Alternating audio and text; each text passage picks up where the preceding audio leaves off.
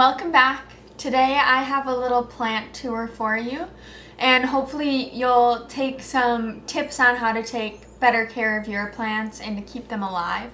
I have definitely murdered a few plants in my past, but I haven't in a while, and I'm pretty proud of that. So we're gonna start at the bulk of my plant collection, and I think I have about just over 20 plants, but that's in less than 400 square feet. And we don't have much room to actually put them. So that's why most of them just sit on our microwave. I'll start with this little guy here. This is a barrel cactus, I believe. And I just have him in this little pot that I painted probably a couple of years ago. And he's been with me, I think, since high school. So at least 4 or 5 years, I believe. And he is just a little cutie. And if I get any of these plant names wrong, please let me know in the comments below, because I've tried to search what they are and I'm kind of just taking my best guess and describing them as best as I can. But yes, I believe this is a barrel cactus. And cacti and succulents don't like tons of water, and so you want to make sure that their soil is pretty dry when you're finally coming around to water them. And when you water them, all plants, you want to water them so the water comes out of the drainage holes. That way you're encouraging the roots to grow down and for the plant to get bigger. This guy that I have here is a Golem Jade plant. He's a little sad right now, but I think it's because I haven't given him enough sun. So now I have him sitting right near the window to try and perk him up. But this is another type of succulent, and I love the long tentacles that this one has. It's definitely a different shape than most succulents, and he's just so interesting to look at. He also has these little dark red circles at the very tip of the little tentacles. He's just so cute. In this little pot, I have some propagating jade plants growing. I have multiple little propagating jade plants around the apartment. And that is because 3 years ago, I bought a bigger jade plant that looked to be dying, and so I just have started propagating them, and so I no longer have the big plant because a lot of the leaves were falling off, and so I'm just trying to keep him alive, and I'm doing the best that I can. Right now, these are in perlite, but I definitely need to move them to soil. I think perlite is better for philodendron and pothos cuttings. But yeah, these are jade plants. So in this little tiny pot, I have more Golem Jade and jade, and these are all just propagating. This guy right here has a twin brother right behind me, and this is a prickly pear. I have two types of prickly pears. This one's a little furry guy, and I've had him for a while. You know, he came as a little family again with his twin brother. And he doesn't grow much. If anyone has suggestions for me on how to get him to grow more, I would love to take them. I think for a while him, his brother, and my other prickly pear kind of had roots that were stuck and never really took much water up, and so they never grew. And so I tried to massage the roots a little bit more to encourage more growth, and he's not dying, and so I'm very thankful for that. But yeah, this is one of my types of prickly pears. This one right here is another prickly pear. He's pretty fun. He's been growing a lot. He grew this little guy right there just this summer. Recently, he's been starting to tilt, and I don't know why that is, but I've never seen him grow so much, and I would love to be able to grow thicker pads like that's down here. And I know that they grow leggier ones when they're reaching for sun. But he was sitting in the window all summer long, and he still grew just a leggy one. It's a little bit thicker, but I hope that maybe it will widen up a little bit more. But yeah, he's kind of a scary looking cactus, but so beautiful. So this one here is just a mint plant, and he was actually propagated. And so he's very thin here growing, and I'm just trying to strengthen him and grow him thicker. I like to keep mint around so I can make mojitos. I haven't actually made mojitos with this little guy just because he is so small and I want to encourage him to grow more. But yeah, also I like just giving him a little wiggle and smelling the yummy mint smell. This plant here, she is a cilantro maybe.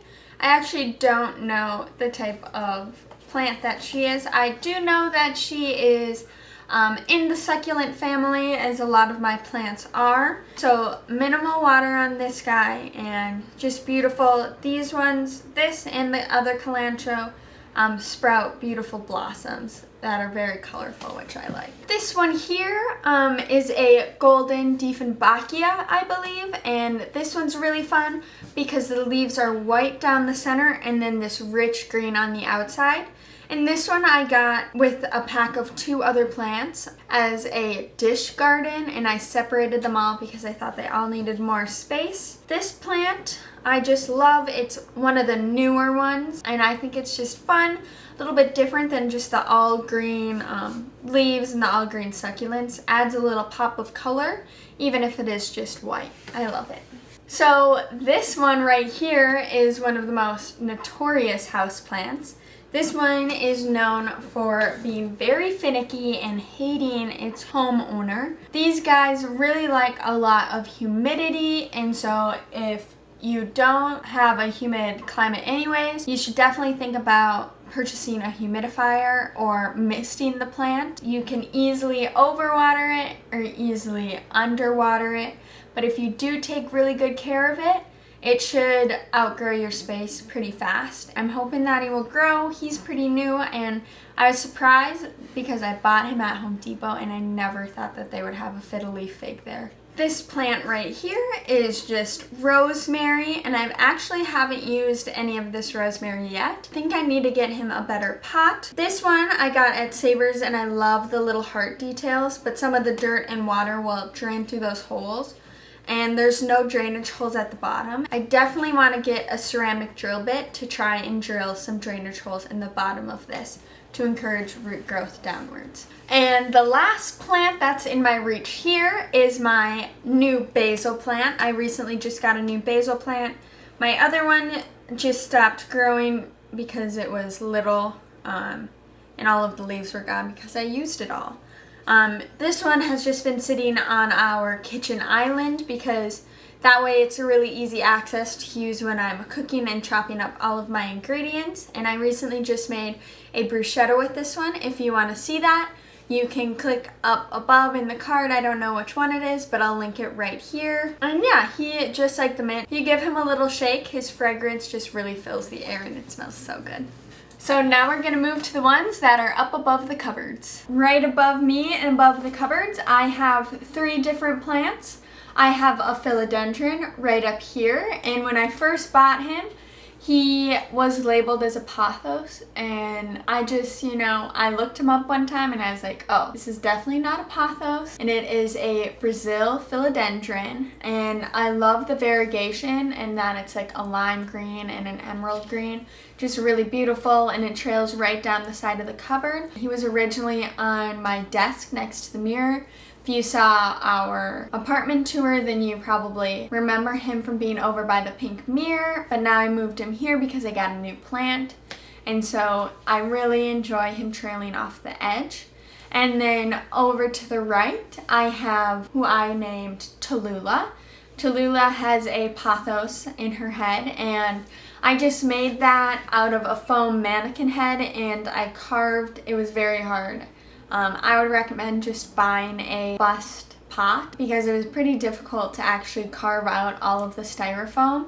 But I had that styrofoam head just from a couple of years ago, and I wanted to repurpose it for something new, and I really like the idea of putting the plant coming out of it. And I can't wait for the pothos to start trailing down the side of Tallulah's head. And then over to the right, next to my Bob Ross chia pet that I painted, I have a spider plant.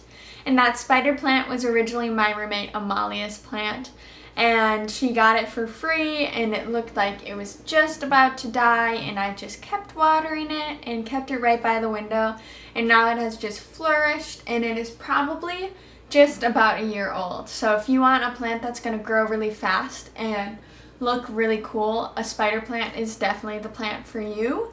So all three of the plants that are up there are like most houseplants. They don't need all that much water. You just want to watch them, and once their soil, like 2 inches down, is dry, you're going to want to give them another water. You're really going to want to make sure not to overwater all of them. And I would recommend not having a weekly watering schedule. If you water them every week, they might actually not need all that water. So you should really just do the soil test to make sure that the plant needs the water that you're giving it.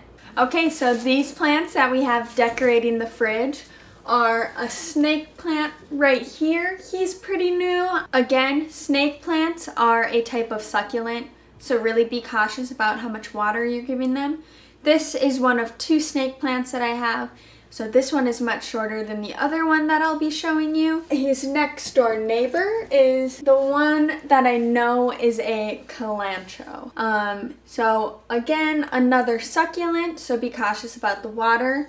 And all of these guys really like a lot of sun. So the ones that I showed you above the cupboards, they don't need all that much sun, but succulents and cacti really do love and thrive with the sun. These 2 beautiful plants that I have on the desk are relatively new to our family. This one is a croton plant, and the cool thing about this croton plant is all of the colors that the foliage has. Definitely very interesting and very atypical from the usual all green plant. And this one, you want to be cautious of moving it, so it probably doesn't even like me holding it right now.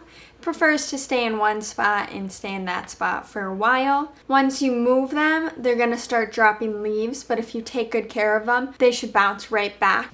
And this one right here is an anthurium, and this one I was super excited to get because I really wanted to get a plant that had the heart-shaped leaves, and it has these cool little flowers right here. This one has white ones.